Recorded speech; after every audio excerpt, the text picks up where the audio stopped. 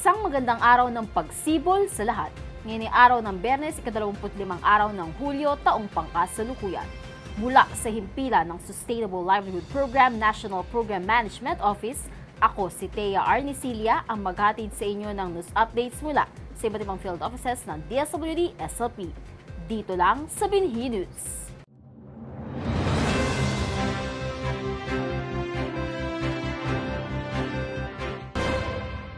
Sa ating pagpasok sa ikalawang semestre ng taong ito, narito ang mga eksklusibong balita na dapat inyong tunghayan. Isang daang benepisyaryong magsasaka ng DSWD SLP Field Office 1 sumailalim sa 14 na linggong pagsasanay sa integrated farming. DSWD Central Visayas ipinagdiwang ang ika-14 na anibersaryo ng Sustainable Livelihood Program. SLP Be the Best Products, Asenso Lokal, Suporta Total, inilunsad ng DSWD Field Office Caraga. SLP NPMO ipinagdiwang ang ika-14 na taon ng pagkakatatag ng Sustainable Livelihood Program. Ito ang Binhi News.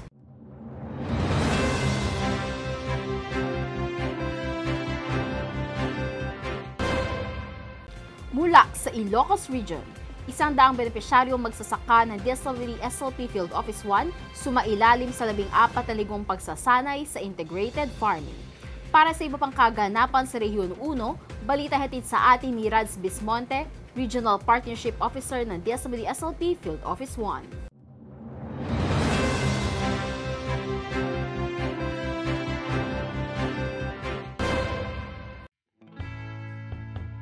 Aktibo, masiyahin at determinadong matuto. Ganito may lalarawan ang 100 benepisyaryong magsasaka ng DSWD Field Office 1 Sustainable Livelihood Program sa kanilang kasalukuyang 14-week training on integrated farming sa bayan ng Aringay, La Union. Umaga pa lamang, pinagtutulungan na ng mga miyembro ang paghahanda ng kanilang merienda at pananghalian. Bukod kasi sa lectures ay hands-on ang kanilang training. Isa na rito si Ate Lori, presidente ng AgriWise SLPA na game sa weekly activities kahit buntis. Yung mga training po, mga kaalaman na aming natutunan mula umpisa hanggang ngayon, nalaman po namin na bilang isang magsasaka, marami pa pala kaming dapat na matutunan para mas mapadali yung aming gawain sa bukid. Ang nasabing training ay bahagi ng social preparation stage ng Kabalikat sa Kabuhayan Sustainable Agriculture Program o KSK-SAP, isang convergence project na pinangungunahan ng DSWD FO1 SLP, SM Foundation Incorporated, St. Isidore the Farmer Learning Center at lokal na pamahalaan ng Aringay. Ilan sa mga nilalaman ng kanilang training ay ang paggawa ng organic concoctions, vermicomposting, oyster mushroom production, at tamang pangangalaga ng manok. Kamakailan lang ay nakaani na sila ng mga gulay at ito ay kanilang naibenta na sa mall. As to ways forward, sa darating na buwan ng Agosto, sila ay inaasahang magtutustos sa pangangailangan ng supplementary feeding program. Dagdag ni MSWDO of Yaza, ang convergence site ng KSK-SAP ay kasalukuyang dinedevelop ng bawat partner bilang isang agritourism site sa mga interesadong mag-camping, pick and pay ng gulay, at makatikim ng lutong Cordillera. Sa mahigit 5,000 square meter na loteng ito, inaasahan na iba't ibang proyekto pang-agrikultura ang maisa sa katuparan. Kabilang na dito ang Carabao Milk Production na inaasahang tutugod sa demandang gatas ng kalabaw para sa school-based feeding program ng Department of Education. Mula sa bayan ng Aringay, La Union, ako po si Rads Bismonte, Regional Partnership Officer ng DSWD Field Office 1 Sustainable Livelihood Program. Nag-uulat para sa Binhi News.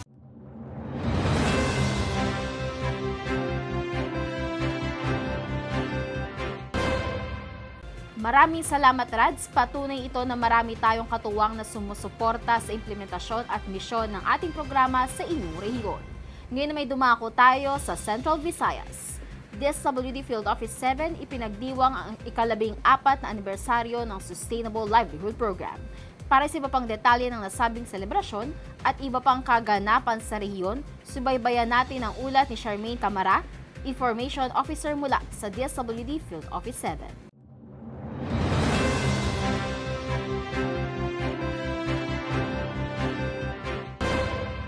Isang magandang araw. Ako po si Charmaine Camara, Information Officer at narito ang pinakahuling kaganapan sa SLP dito sa Region 7. Masayang ipinagdiwang ang ika-14 na anibersaryo ng SLP sa Region 7.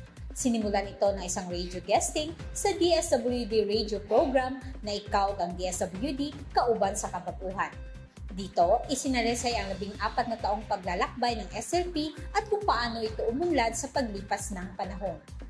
Bahagi rin ng pagdiriwang ang daily trivia para sa mga kawani ng field office, kung saan marami ang nakatanggap ng SLP merchandise. Nagsagawa rin ng isang online dunong forum para sa mga field implementers. Tinalakay dito ang mga angkop na paksa na magagamit para sa ikabubuti ng implementasyon, pagbibigay ng tamang technical assistance sa mga kalahok ng programa. Nagkaroon din ng product showcase kung saan itinampok ang mga natatanging produkto mula sa Cebu, Bohol, Negros Oriental at Siquijor. Isinagawa rin ang product tasting ng mga lokal na produkto tulad ng kamote chips at peanut bars. Sa pagtatapos ng anibersaryo, muling nagkaroon ng radio guesting kung saan ibinahagi ng mga matagumpay na miyembro ng asosasyon mula sa LGU Tuburan ang kanilang mga kwento ng tagumpay. Nagbahagi lang piling staff ng SLP ng kanilang mga hindi malilimutang karanasan sa programa. Hello mga ka-Angels and Redvest! Ako din si Mary Guillermo P. Magaraw, Project Development Officer 2 sa Bayawan City. Ang ako experience sulod sa 7 ka tuig sa Sustainable Livelihood Program, makaingon ko nga malipayon kong nagserbisyo sa katawhan. Malipayon ko nga usa ko sa instrumento nga gigamit sa ang programa para mapaabot ang mga naglaing serbisyo, hilabi na ang Sustainable Livelihood Program sa nagkadaiyang barangay diri sa Negros Oriental. Nindot kaayo sa paminaw nga maignan ka sa beneficiary or sa inyong program participants nga salamat ma'am nga pinaagi sa inyong programa, nilambo ang amuhang negosyo, nakaparenovate mi sa amuhang balay, nakapaeskwela mi sa among mga anak, ug pinaagi sa inyong referral, nahuman mi sa amuhang skills training. Og dako kaayo nga fulfillment sa usa ka worker sama nako nga makita nga ni uswag ang ilahang pagpamuyo. Dayon, bisan pa man gali usahay nga maglakaw ka or kami field PDOs nga maglakaw mi og pila ka oras dira sa bukid mulabang og sapa og usahay gani maabtan jud unos, pero usa sa among kuan sa among kusog is kanang sa matag lakang namo kay balumi nga dunami matabangan, dunami mahatagag paglaom og dunami mga kinabuhi nga mabag-o. Og dili na kay nako tas uno kay para nga kuan ba kanang happy ra jud ta diring dapita. Go go go #bawat buhay mahalaga DSWD katuwang ng mga kapuspala. Samantala, naimbitahan din ang ating Provincial Coordinator ng Cebu upang makilahok sa mga paparating na kolaborasyon kasama ang Cebu Technological University San Francisco Campus, ang kanilang programang Lakbo o Livelihood Advancement for MSMEs through Business Opportunities. Ay isang collaborative initiative na may layuning katulad ng sa SLP. Ang itaguyan at bigyang pansin ang mga MSME upang mabawasan ang insidente na kahirapan sa pamamagitan ng pangkabuhayan. At yan ang mga kaganapan mula dito sa Region 7. Muli, ako si Charmaine Camara para sa SLP Binhi News.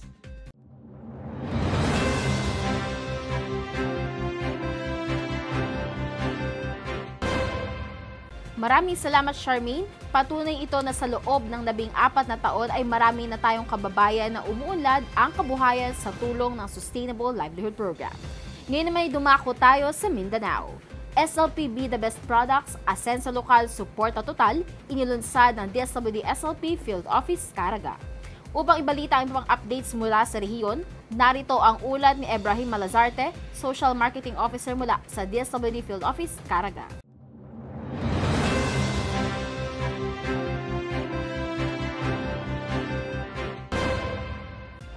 Mabuhay at isang magandang araw ng pagsibol sa lahat. Ako si Ibrahim Malazarte ang maghahatid sa inyo ng mangunang balita at kaganapan mula sa Sustainable Livelihood Program Field Office Caraga.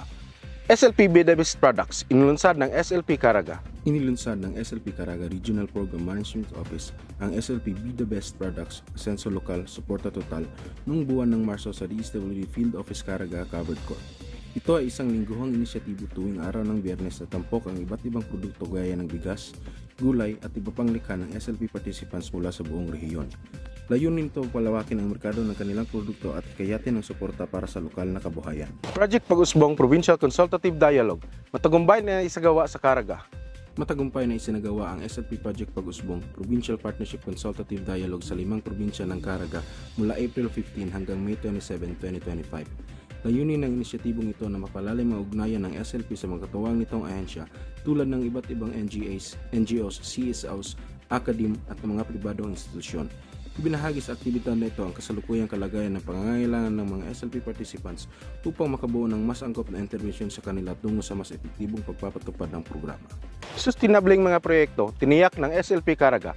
Technical sharing sessions isinagawa ng Regional Program Management Office ng SLP Caraga sa pangungunan Regional Program Coordinator Reynaldo Cabusaw ang rollout ng technical sharing session para sa mga field staff ng programa sa lahat ng probinsya ng rehiyon.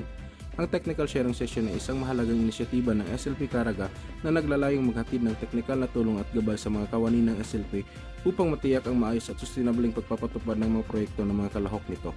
Sinimulan ang serye ng sesyon sa lalawigan ng Surigao del Sur noong buwan ng Abril at matagumpay itong nagtapos nitong buwan ng Hunyo sa Agusan del Norte. Mga produktong gawa ng mga kalahok ng SLP, tampok sa ika-14 na selebrasyon ng programa. Tampok ang iba't ibang produkto ng mga kalahok ng SLP sa product exhibit bilang pagdiriwang sa ika-14 na anibersaryo ng programa na isinagawa sa DSWD Field Office Caraga Covered Court noong June 27, 2025.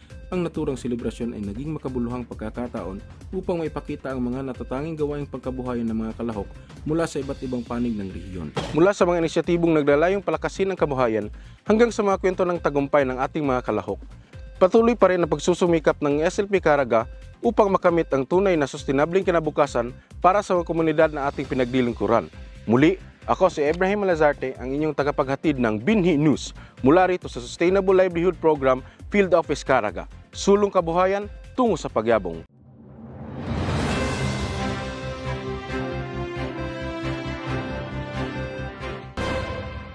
Maraming salamat, Ibrahim. Ito ay patotoo na marami na ang natulungan at matutulungan pa ng ating programa sa pagsisimula at pagtataguyod ng isang mayabong na kabuhayan.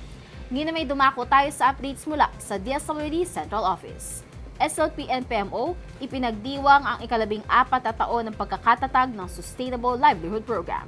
Para sa iba pang aktibidad na isinagawa ng SLP National Program Management Office, balita'y hatid sa atin ni Divine Grace de la Cruz, SLP Correspondent.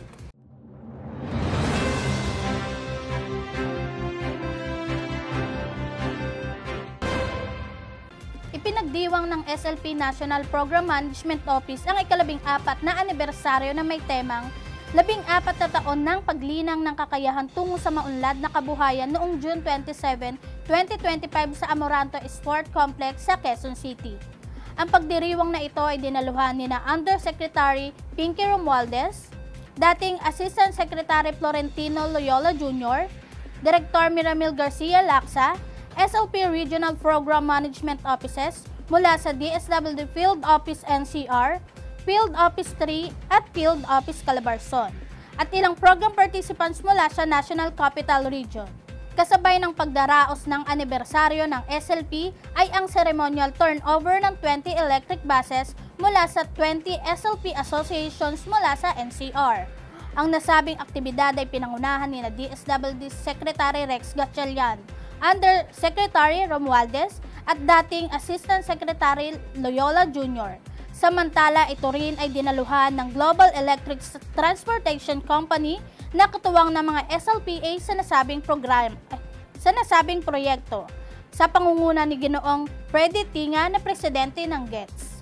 Samantala, isinagawa rin ng SLP-NPMO ang Training of Trainers o TOT na dinaluhan ng mga kawani mula sa 18th SLP Regional Program Management Offices noong June 30 hanggang July 4, 2025 sa West Avenue Suites, Quezon City. Nahati ang nasabing aktibidad sa dalawang pagsasanay. Ang una ay tungkol sa SLP Monitoring Activities at SLP Information System o SLPIS na dinaluhan ng mga SLP Regional Program Coordinators, Regional Monitoring and Evaluation Officer for Operations at Regional System Data Analyst. Sumailalim ang mga nasabing kalahok sa workshop na idinisenyo upang mahasa ang kanilang kakayahan sa paggamit ng SLPIS para sa wasto at eksaktong pagtatala ng mga datos. Samantala, ang ikalawang pagsasanay naman ay nakatuon sa capacity building activities at SLP learning materials. Dinaluhan nito ng mga regional training officers at ilang capacity building project development officers.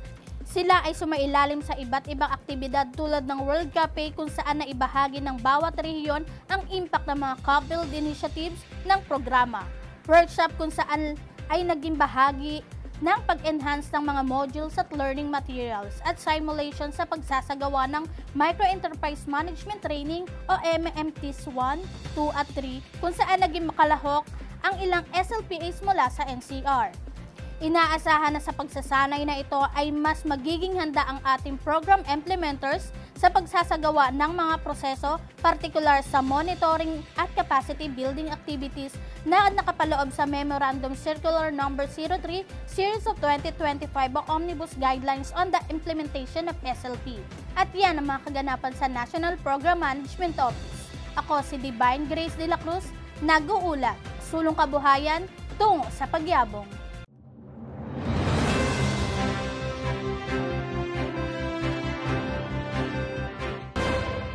Maraming salamat, Divine, at iyan ang mga balita mula sa Luzon, Visayas hanggang sa Mindanao.